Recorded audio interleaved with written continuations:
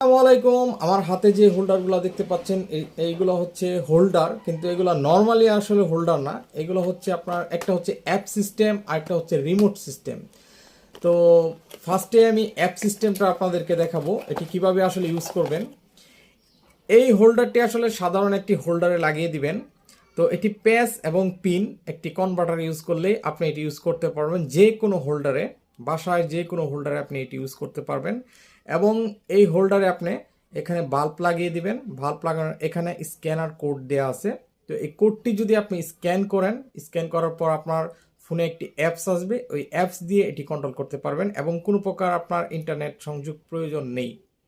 এটি দিয়ে আপনি অ্যাপস দিয়ে কন্ট্রোল করতে পারবেন এবং একাধিক ইউজারে ইউজ করতে পারবেন। শুধু আপনার একজনেই না, আপনার ফ্যামিলি মেম্বার তারাও এই অ্যাপস দিয়ে এই হোল্ডারটি ইউজ করতে পারবে। তো এটি হচ্ছে আমার আরেকটি হোল্ডার, আমরা এটি নিয়ে এসেছি। এটি হচ্ছে আপনার রিমোট কন্ট্রোল। এটা আপনি রিমোট দিয়ে এই হোল্ডারটি খুবই ইজিলি ইউজ করতে পারবেন।